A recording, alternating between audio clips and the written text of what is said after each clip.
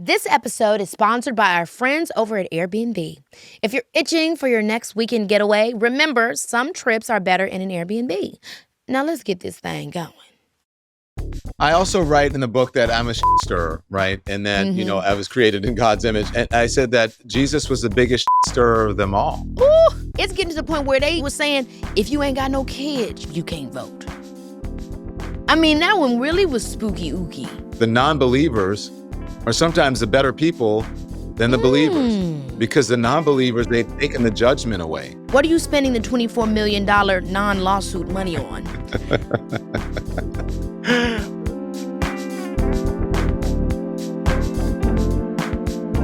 My guest today is a prolific journalist, television host, and author. You probably know him from his time on Don Lemon Tonight or CNN This Morning.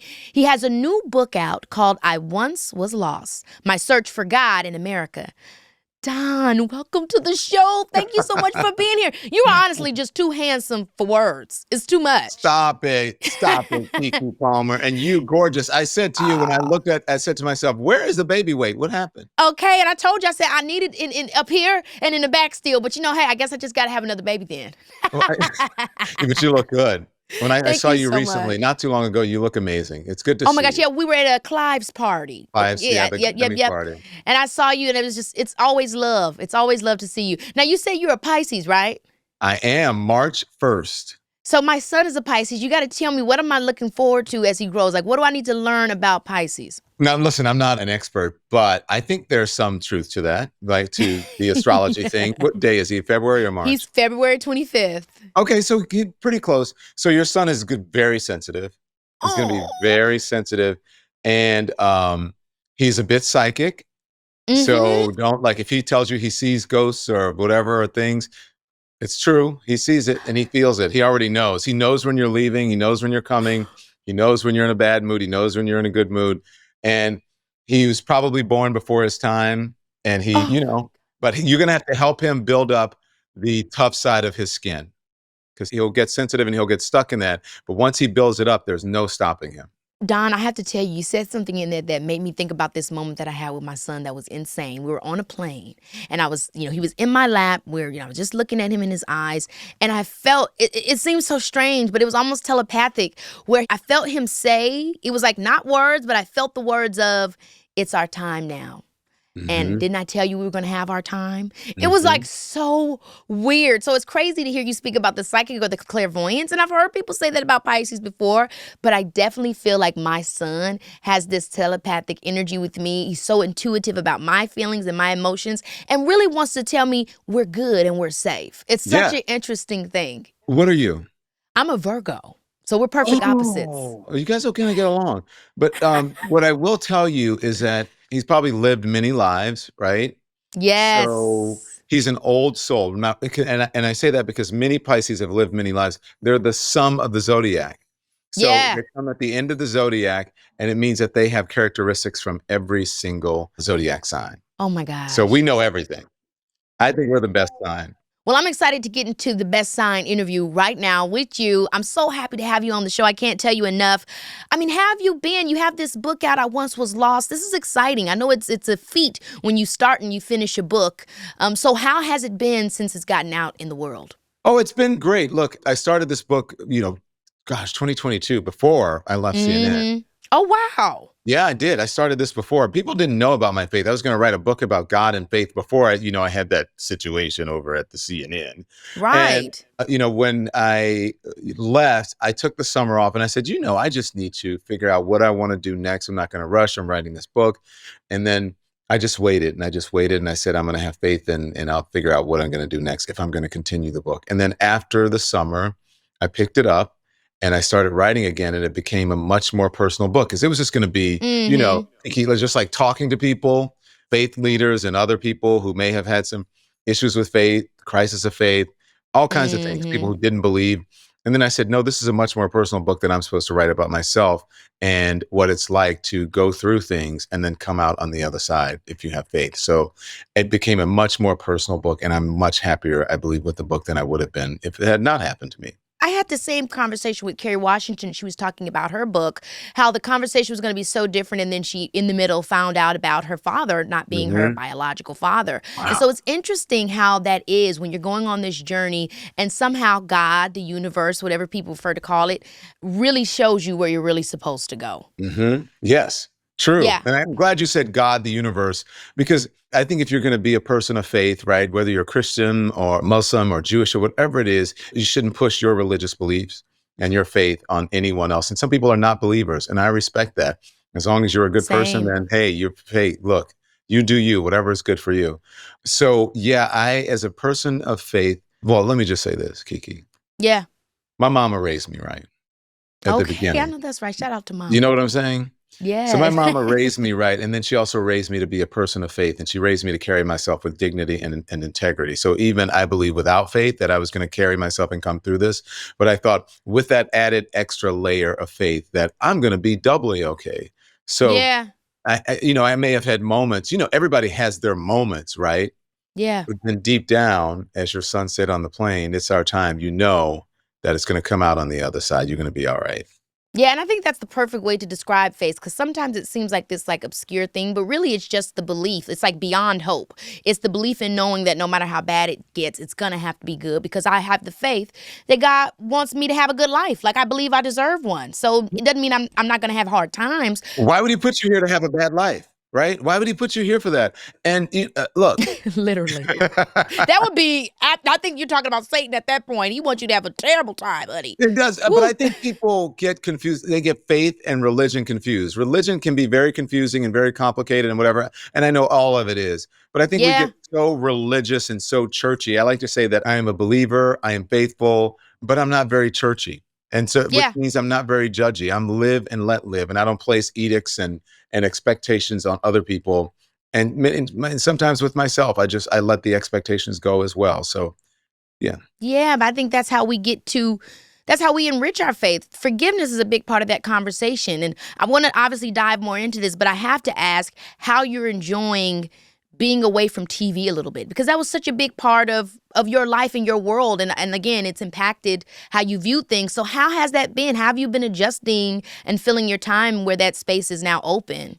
It was an adjustment. I mean, because when I first left TV, I was like, "What am I going to do?" I have all of this free time, and because you wake up in the morning, you've done talk shows. I And I know remember, you were up at 5 or 4 a.m. and your day was probably over by noon or 1. You know what I yes, mean? Like it's that yeah, whole thing. And then you're getting ready for the next thing for the next day. right. And then when I had the night shift, I didn't get off work until midnight, right? And Ooh. so it was crazy. But if you've done a television show, it's like you got to know what you're talking about. They Oh, send you a yes. packet, you talk about subjects, Ooh. what you want to cover, and you're constantly sort of in that thing.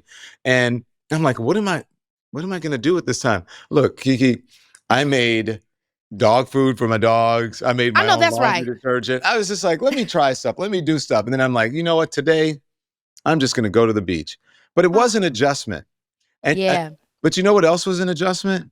Is since I've been doing the book thing and some politics lately, I've been getting asked to go back on television. And Of it's kind of course. weird because I had my own show on YouTube, right? I have my own Mm-hmm. the Don Lemon show on YouTube. But then it's a different sort of cadence and rhythm when you're going on television. You get used to it when you're Yes. doing it. Everything's like, dum, dum, dum, dum. Hello, everybody. Blah, blah, blah, blah. And you do the thing. Blah, blah, blah. And I was just like, Yeah. oh, wow. Ooh, oh, slow down, y'all. What are you doing? So it was an even, I think, bigger adjustment going back on, getting used to the rhythm and the camera and the lights and the Yeah. makeup and all that. And I think it's different, right? From okay, I'm walking away from you guys, I'm by, and then the way that you were, moved on from CNN. How did that feel? And just the way that you were let go. I mean, obviously, it turned. There was a lawsuit. 24 million. There was a wrong that was righted. There was a different closure that happened. But the initial thing, what did you think? I mean, how did you feel? Well, listen, let me tell you, I'm not going to talk to you about money, but there was never a lawsuit. There was never any doubt they had to pay me because it was look, there was no cause, right? And Yeah, so there was never a lawsuit. But how did I feel about it? Look, I didn't like the exit, the way it happened, and so publicly, I did not feel good about yeah, that. I did not think it was right. I will, I will never deny that I think I was wronged. But what I will say is that when you sign a contract, you know that at the end of that contract, or even during that contract, they can always say, look, we don't require your services anymore. We're going to pay you out. We're not going to put you on TV or whatever. Mm-hmm. Look, the one thing that I wish did not happen is that some people feel that they had to try to destroy my reputation in order to, take things in a different direction, if you know what I mean. You didn't have Yeah. to do that. Just say, Yeah. hey, look, this isn't working. That's it. Yeah, you So don't have to pick something and make it something that it's not. you, Just say, you hey, we already was ready know, to move right? on. Yeah.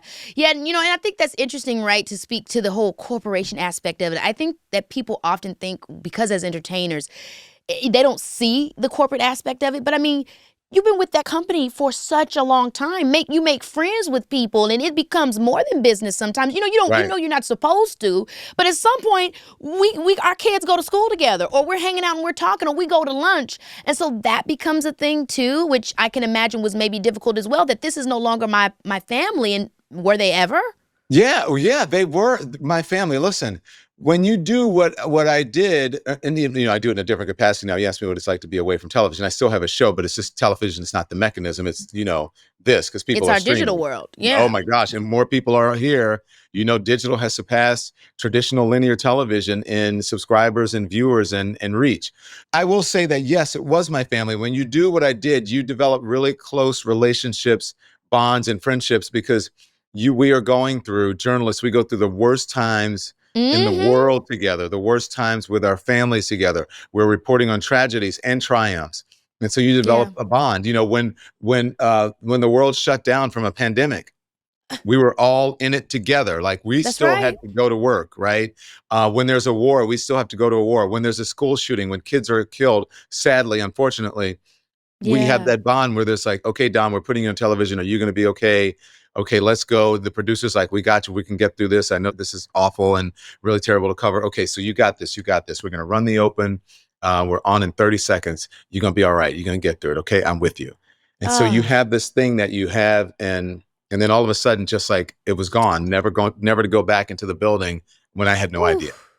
Oh my gosh. So how do you bounce back from that emotional aspect? Because it's one thing, the TV, the job, the money, but then it's the emotional connections. And obviously, I'm sure faith had something to do with that. But what were those stepping stones of kind of, I always talk about this detachment that we have to have as entertainers and people that work in space for a long time, is to know that, what, this is my job. It's not who I am. And Right.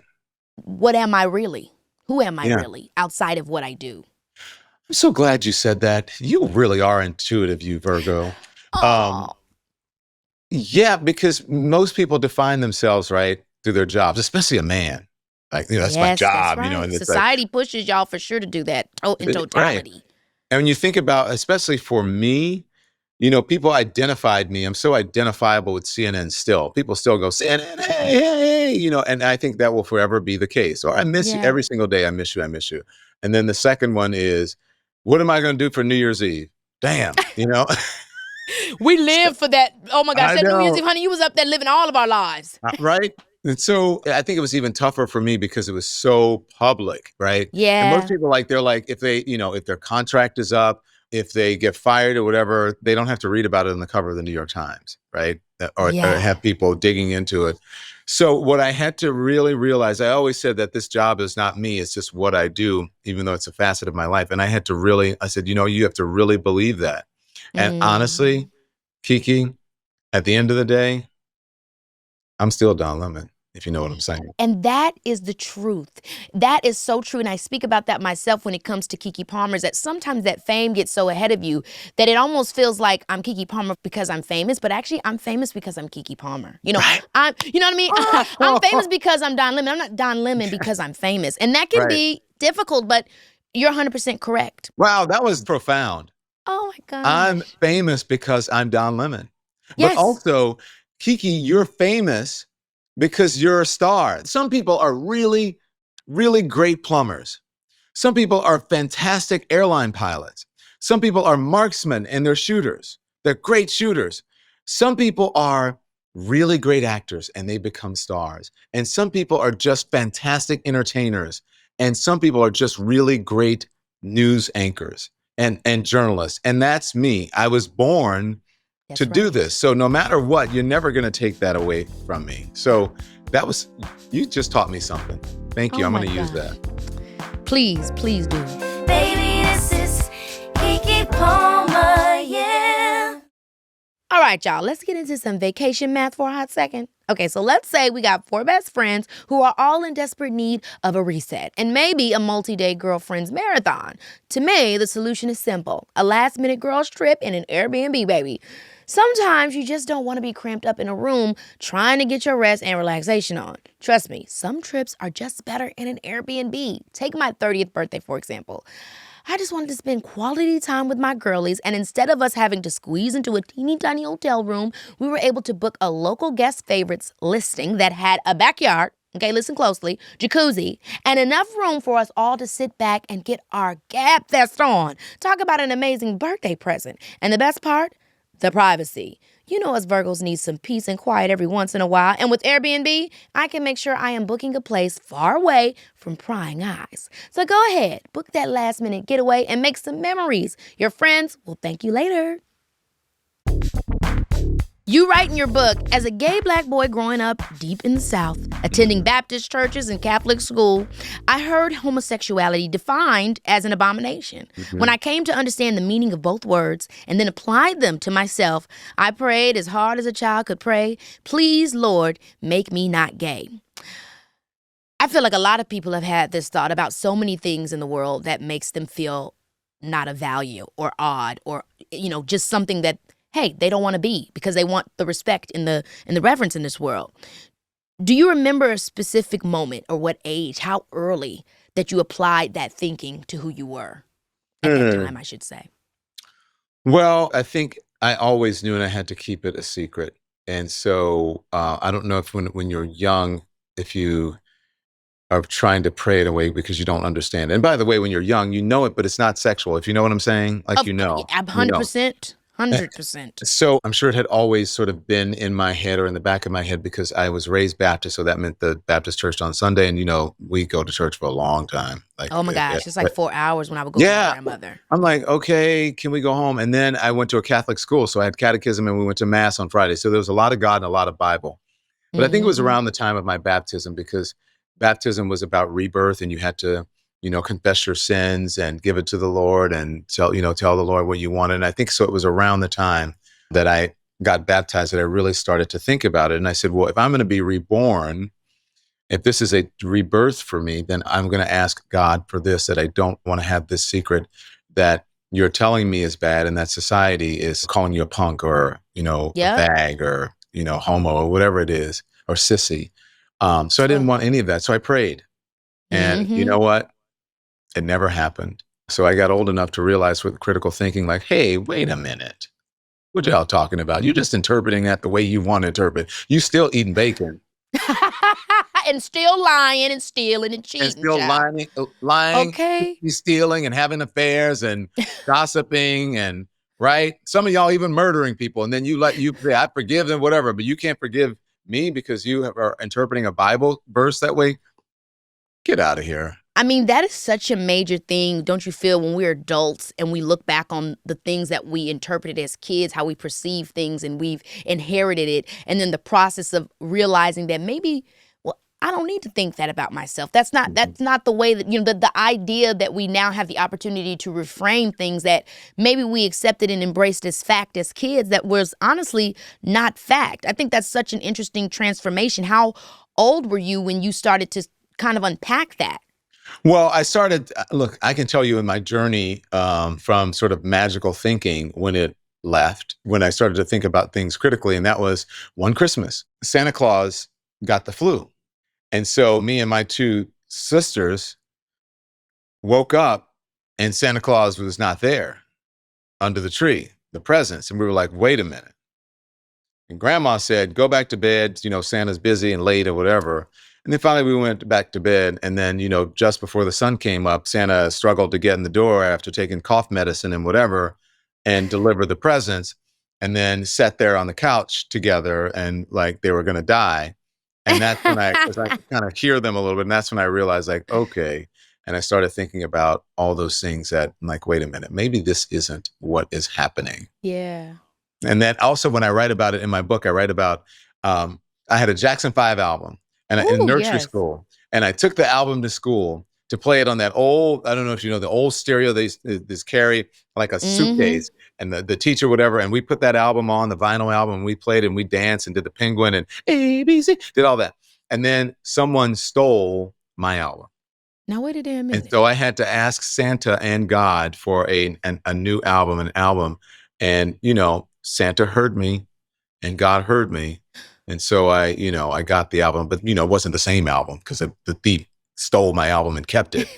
But then I started to realize, you know, I started to think critically then about a lot of things, and then even started to question like, well, what is this God thing too? And I then, was just gonna but I say- learned that too. I learned more about questioning God actually in the Catholic Church than I did in the Baptist Church. Now that's interesting and something that we could dive into in a whole episode about.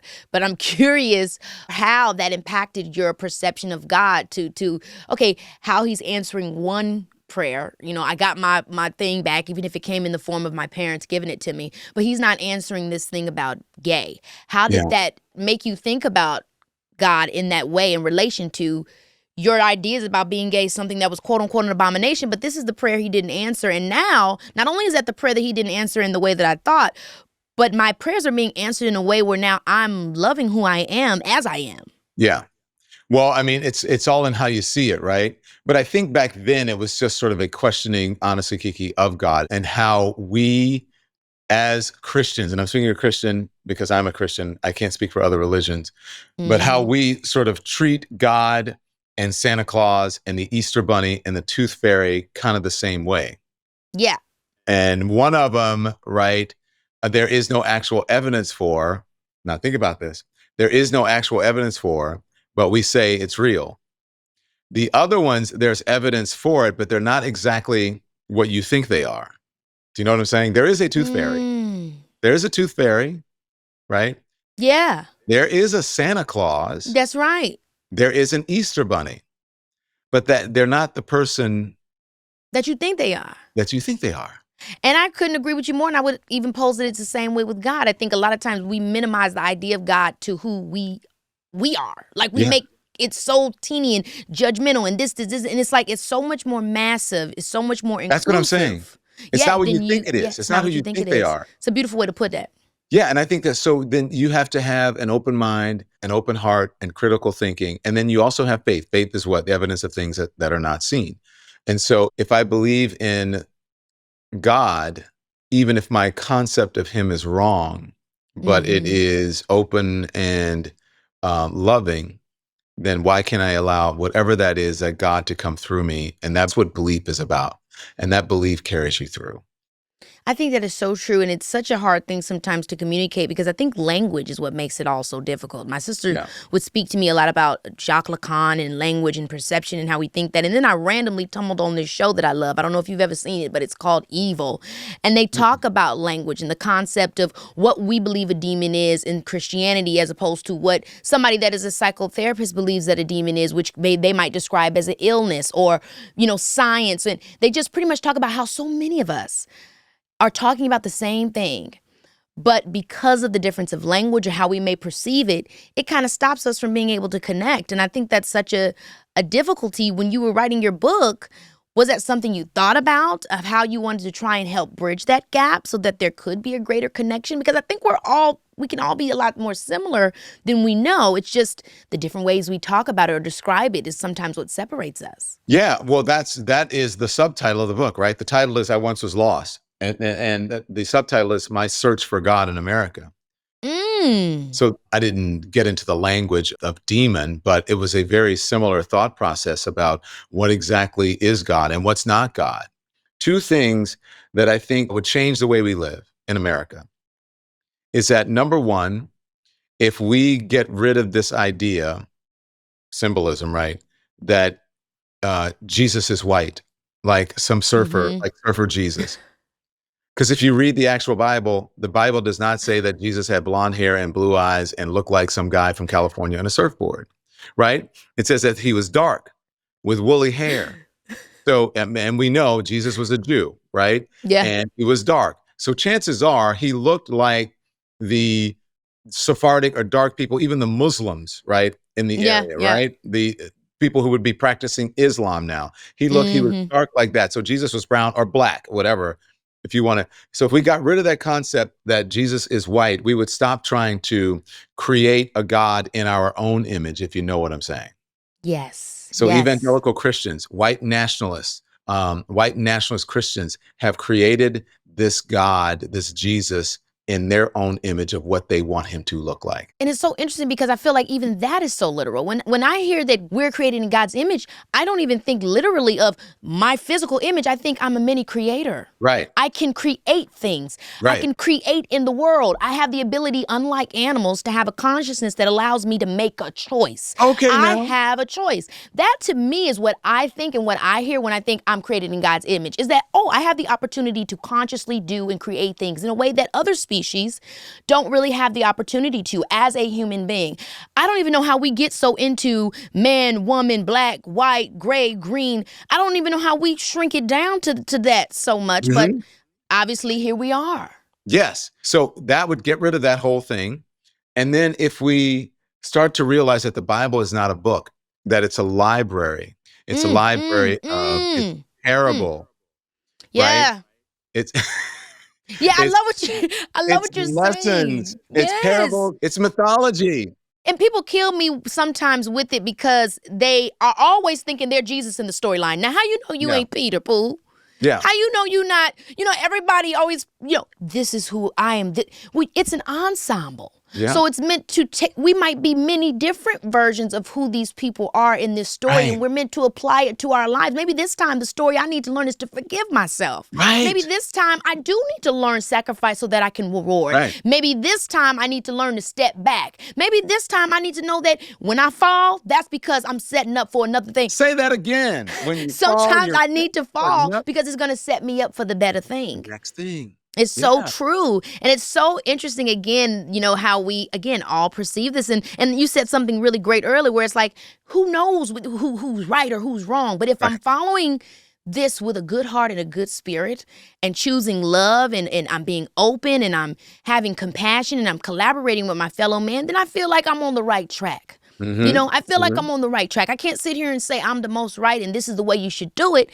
But if I'm leading with love, then I feel like I'm somewhere close to it. Yeah. You know what I'm saying? Yeah. So it's parable. Like I said, it's parable, it's allegory, it's mythology. It's not a book of facts, and it's really not a book of history. It's living, right? And so you must Yeah. apply the lessons in the Bible, in the scripture, to be a better person for your fellow human beings so that you can see not only their humanity, but their godliness as well. That's what it is. Baby, this is Keke Palmer, yeah. So thanks to my lovely friends over at Audible, I've been sharing my favorite titles with you month after month to give you an idea of what's hot in the world of audiobooks. But this month, I got something special I want to share with y'all. My latest memoir, Master of Me. It's debuting this month on November 19th, and I cannot wait for y'all to check it out. It's all about how I've learned to embrace every part of who I am, the good, the bad, and everything in between. See, growing up in this industry is easy to get caught up in trying to be what everyone else wants you to be. But I'm here to tell you the key to true fulfillment, for me, has been learning to be the master of my own self. And Master of Me, I get real about my struggles with mental health, identity, and finding the confidence to show up as my full, unapologetic self. And you know what they say? There's more to imagine when you listen. As an Audible member, you can choose one title a month to keep from their entire catalog.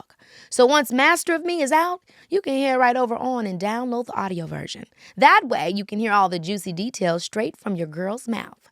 Trust me, I think this book is going to change the way you think about your life. New members can try Audible free for 30 days. Visit audible.com/Keke or text Keke to 500-500. That's audible.com/KEKE or text KEKE to 500-500. Now, you write something else in your book. Gen Z is the least religious generation in American history. They're also the most inclusive on the upside. On the downside, they're less likely to vote, volunteer, or give to charitable causes. Do you see a correlation between them being less religious and having a greater sense of inclusivity? Or is that just a coincidence? No, I don't think it's a coincidence.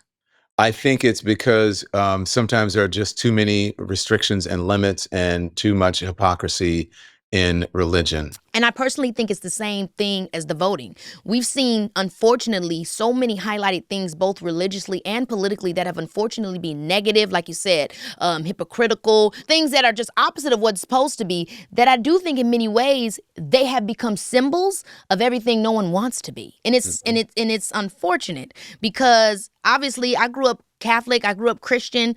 I'm still Christian. I mean, I don't go to church every weekend now, but I do my prayers and I stay, connected to my community. You stay faithful. But I'm still faithful, but I don't see it often in this dogmatic way.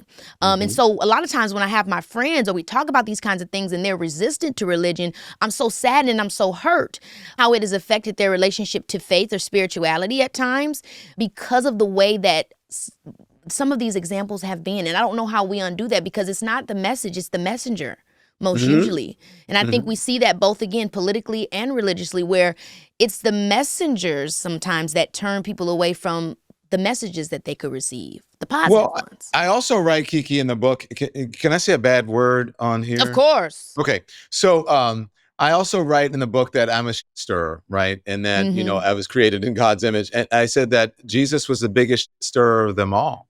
Ooh. He stirred it up. And one of the reasons I wrote the book, obviously, is because I think that religion had begun to infect our politics, right? And the separation of church and state, especially from evangelicals, it was not just being blurred, they were trying to erase it. And that's the reason that we had a separation of church and state. And so I believe that all of that judgment, right, about what you can and cannot do, especially with women, what they can and cannot do with their bodies, that is up to a woman to choose to be able to do. Now, here's where the hypocrisy comes in, especially now. Look, the evangelicals are going to vote with like 83% with Donald Trump, and they love Donald Trump and they love his wife. The thing is that his wife just wrote a book and said that she believes in a woman's right to choose. She said that. And then they asked him, well, how do you feel about that? And he goes, I spoke to her and I said, you have to go with your heart. That's your choice. And I said, now, this is why young people can see the fakeness and the hypocrisy, because you're saying that the choice is okay for your wife, but yet you're out here proud and touting that you got rid of abortion rights for every other woman. So your wife can have a choice, but every other woman in America can't have a choice. That is hypocrisy. And that's why young people are like, I can't deal with this religion thing.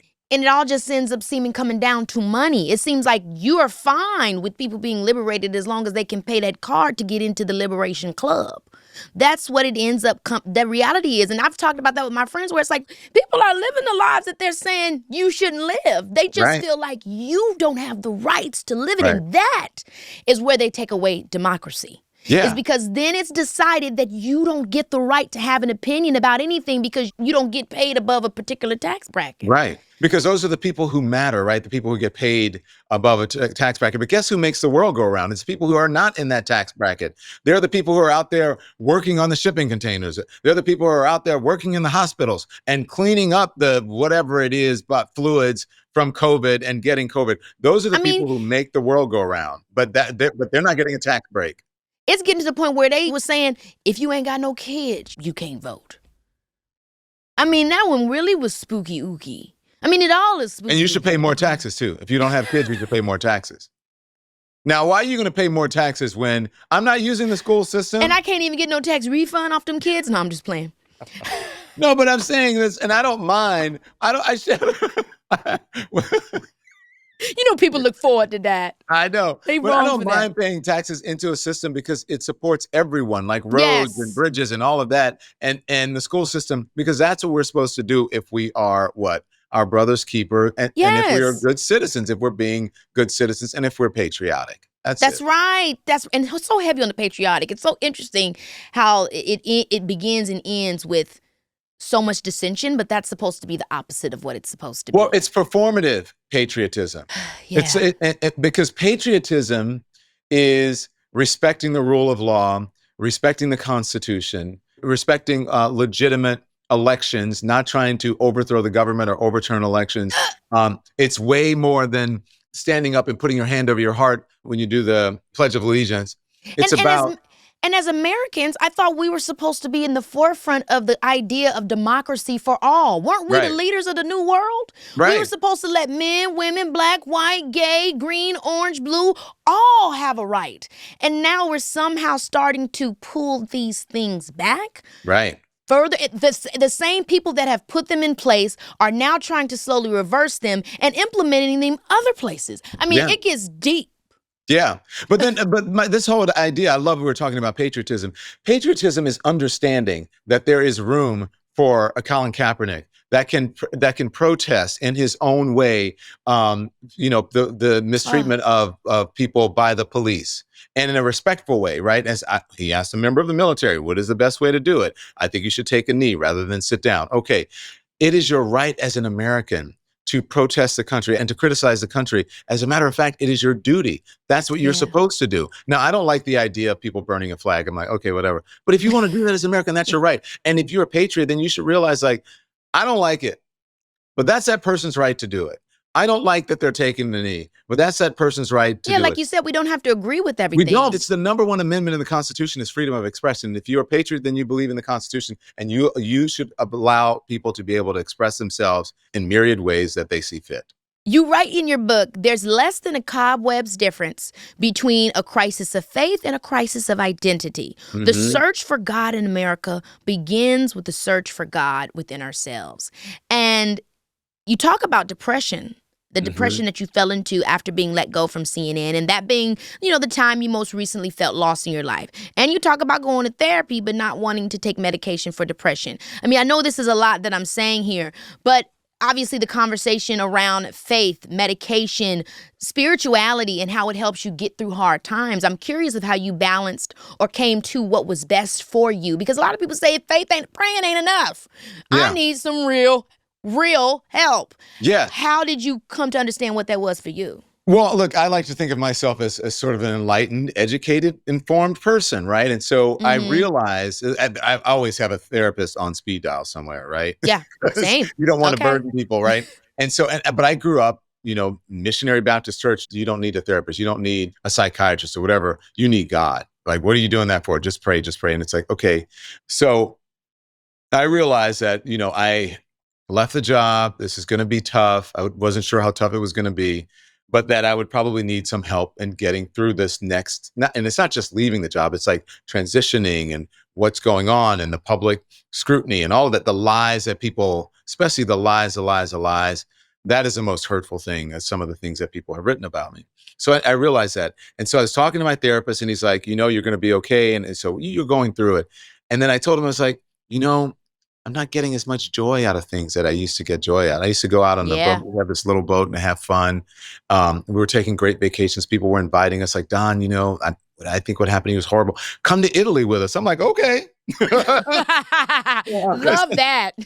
Right. So I wasn't getting as much joy out of it. And my therapist said, why don't you try some antidepressants? And I'm like, oh. Oof. I'm like, I don't know. I said, I'm okay. I'm okay. And then, we had a couple of sessions and I kept saying the same thing. And he said, why don't you try some antidepressant? And I said, no. And then he said, aren't you writing a book about God? I said, yeah. And he said, the Lord helps those who help themselves. And I said, damn, you got me.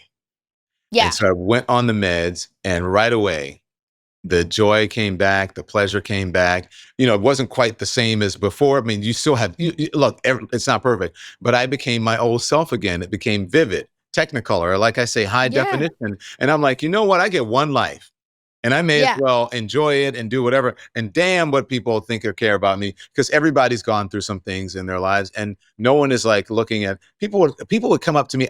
In the book, I could have gone harder on what happened to me at CNN. Halfway through, like you were talking about Kerry Washington. Yep. As I'm writing the book, I was like, I don't need to do that. Because people are actually coming up to me on the street and telling me what happened to me. And I'm like, how did you know? And they would say, Don, we're not stupid. Yeah. We know what happened. And I was like, you know what? I don't have to drag all of this back up. I can give sort of, here's what happened, go in deep enough, but I don't have to try to get back at anyone or be vindictive. because people know. But that is the greatest show of faith. The fact that it's like, boom, because no weapon formed against me shall prosper. God gonna handle my lightweight, and it really comes too. I've seen Right. it several times in my Yep. life where it's like, you know what, I'm gonna let y'all have it. And honey, God lets them have it. And it is a fabulous thing to see. But I love what you said about this because there's so much more nuance when it comes to life where it's like, I think they try to say faith negates whatever is science or medicated and No. medicated. But you can use both because that's there for a reason. It's the same you know what I'm thing. saying? It's the same thing. These are connected. It's easy because God created the surgeon, God created the scientist, God created the technology, the person who invented the technology, who invented the medication. And so it's all the same thing. It's not, we evolve over time, right? Remember, it was just used to be, we would get around, people would walk, and then they'd do the camel, and then they'd do the horse, and then there's a buggy, and all of a sudden we had a car, and then a train, and people are flying around on airplanes. And I mean, can you imagine back in the day, like some airplane flying over, you'd be like, wait, oh my God, what is that? Or that there would even be a drone, right? Yep. Drones, what is that? And so we just have to get that out of our head, that old school, traditional kind of, I'm just going to believe in God, whatever. Well, maybe there is some action. What do they say? Faith without works Is dead.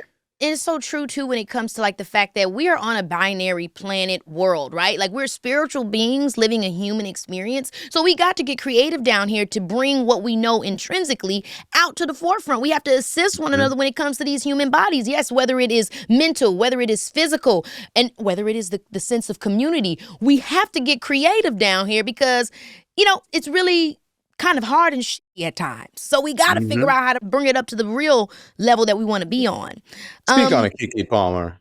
Baby, this is Keke Palmer. But it's so good speaking to you, Don, because this is such important things that I feel like, are often seen as taboo, but that we got to share and we got to talk about, because if we're going to be here on our own in this world, we come in alone, we leave alone. But what we do have while we're here is shared community in the loneness, right? We have this, we all can talk about how we have all felt in these moments, which again is a testament to what your book is about. Somebody's going to read this just like I'm talking to you about and say, yes, me too. And this is how I found my way out. And that's the grace of God to me, is that we at least have each other. If we could just lean on each other a little bit more, then it would be even better. What does it mean, or what does that mean for people who don't have faith? For people who aren't religious, have no connection to it, and how do they have a meaningful sense of identity? Like, can faith in science give us the same thing? Is it the same thing? Well, if you ask someone like Neil deGrasse Tyson, he will tell you yes, that he believes in evidence. He likes to see the evidence. He likes to test the evidence. He wants some sort of concrete confirmation that there is evidence. And I respect that. So yes, I can believe that, just as I can believe that whatever the higher power that I believe in somehow created the science behind me having a computer in my pocket that can not only take a picture and have my little doggies on the front, but it can have, this thing. Think about it, right?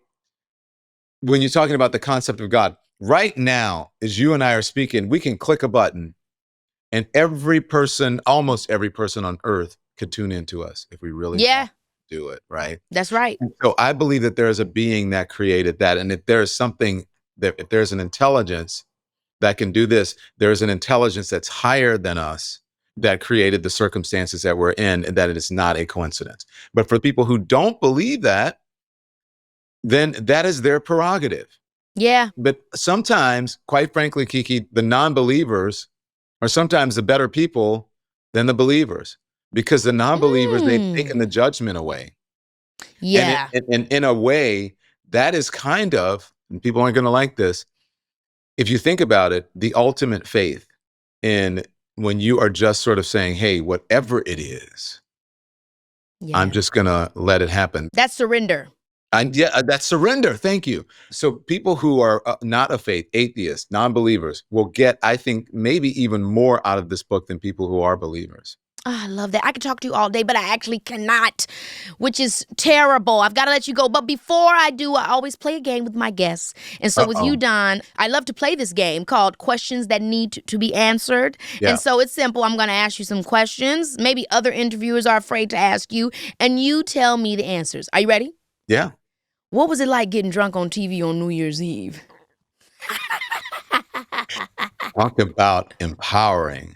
Okay. Because I got to be a full human being, Oh, right? And yes. everybody's a full human being. Some people are messy, and Yeah. then sometimes they're pulled together. But on New Year's Eve, everybody is pretty much on the same mission. I don't want to talk about policy. I don't want to talk about bad things. I just want to let go, get rid of this year, and go into the new year. And I'm gonna have a couple cocktails and some fun doing it. It's amazing. It was amazing to see. You look fabulous doing it. Have you talked to Elon Musk since the interview he got mad about? I He have seems not. like a character child. Woo! I cannot Hilarious. look. I cannot say. I can't Yeah, talk. yeah.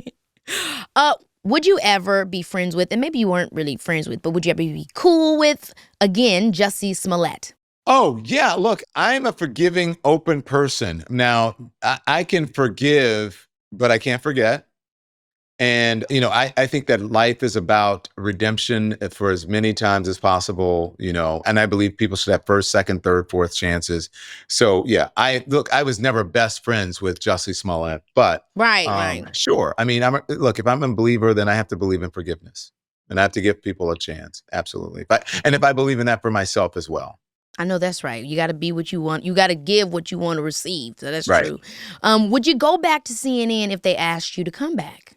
Look, I don't believe that that's in the cards for me. I would never say never, but Yeah. it would not be in the same way that I was there. It'd have to be completely different because I believe the world has changed. I believe the industry has changed. I believe technology has changed. And I think there are different and better and more innovative ways to do television / streaming / TV shows or journalism than what is happening now. And that is why you see the shrinking, I won't say decline, but that's why you see the business shrinking and people turning traditional television off.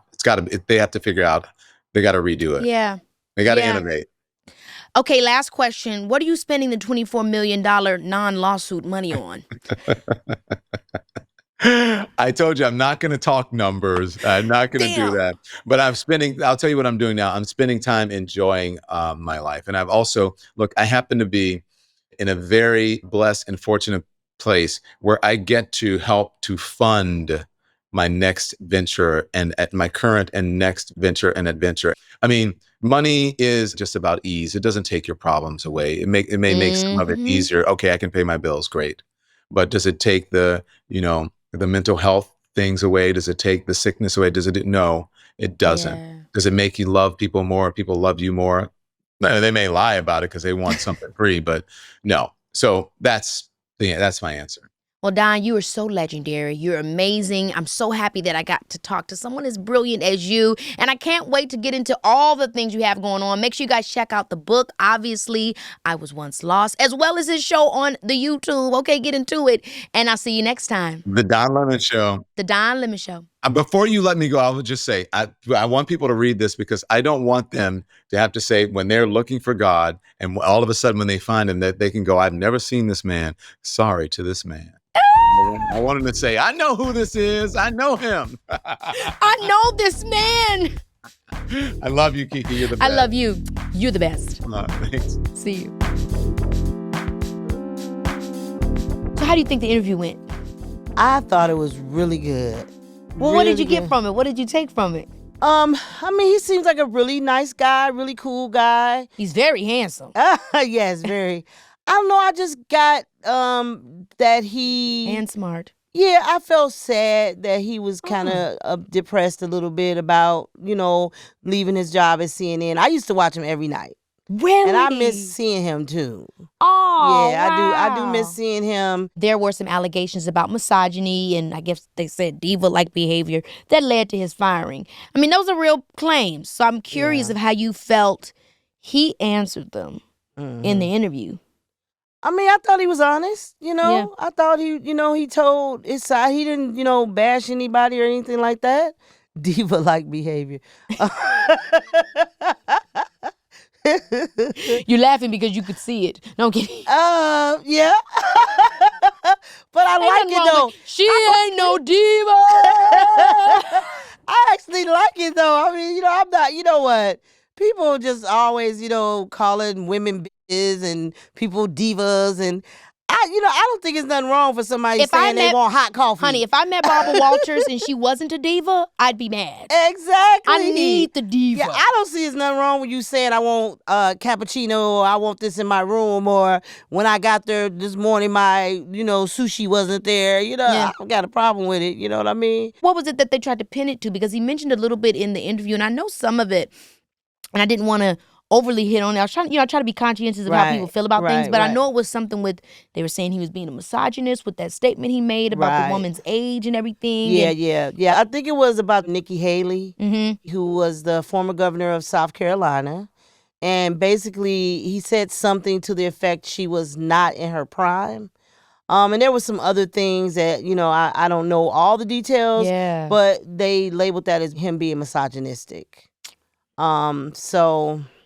I mean, I watched him for years, and I never noticed that he was being unkind to any one group. But he was pretty vocal about Trump, Yeah. He was pretty vocal about things like that. And I think probably a network like CNN is probably going to want someone in the middle. Somebody who is not too right or too left, but someone in the middle. And I know probably Don, to them, probably came off too liberal. Interesting. And then, So wait a minute, because there's something too, whether that's what happened with him or not, this perspective is really interesting, and I think it's something that can stop a lot of people from speaking up. What is the balance of being candid and speaking up for something and leading a situation, or trying to, speak for an audience or people, your causes, and then I might lose my job? Well, that's a tricky one. But I personally think, and this is just my opinion, is that you should always speak your truth. You should always speak from your heart. You should always speak from a place of what you know. And if it causes you to lose your job, then damn it, that job wasn't for you. Interesting. I don't know everything that went down. I know some of the details. I don't want to sound like a complete idiot, obviously, when I'm having somebody on my show. But there's so many nuances to it. All I can say is that I really was glad that we were able to touch on it in the show. And, Don seems like a really nice guy to me. And I feel like, if there was an opportunity to fix things, he could or he would. Right. But at the end of the day, everything happens for a reason. How do you feel about his take on faith and how he is in this place of, well, he said he's always been, but sharing, especially after such a difficult time, how faith and the way he views faith has been something that has guided him through? Yeah, I thought that was wonderful. Yeah. Thought it was wonderful. And like I said, he just seems like he's in a good place. But I was glad that he was honest about how, the whole situation made him feel, Yeah. When you go through a situation like that, I don't know how many years had he worked with him. He said like 18 years. Yeah, almost 20 years. 20 years, yeah. All his, a lot of his life, his career. Exactly. And then like you talking about friends, Yeah. Yeah, that gets you. You find out who your friends are in situations like that, now don't you? So, yeah, I think faith is so important throughout our lives, but especially in those times. You have to draw on faith.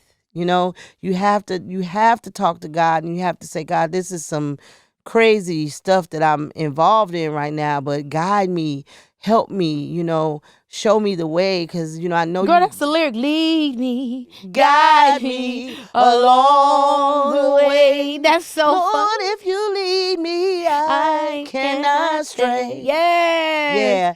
So I think in those moments, faith is so important. Yeah. Because you have to ask yourself, how did I get into this situation? But, it's God does not bring you this far to leave you. I couldn't agree more. God does not bring you this far to leave you. We give up on ourselves. And yeah, we give up on ourselves. And you ate that. And then get out of here. Be a Peter. Don't be a Judas. Don't give up on you. Yeah, all those things are so cliche, and it's like, oh, easier said than done. But you kind of got to just keep pushing, and that's what I'm seeing Don is doing. Yeah. Well, I thoroughly enjoyed that conversation with Don, and I hope you guys did too. I guess my biggest takeaway would be that faith is in the fabric of what makes us human. And without it, we not only can lose our sense of self, but we lose our sense of community and purpose.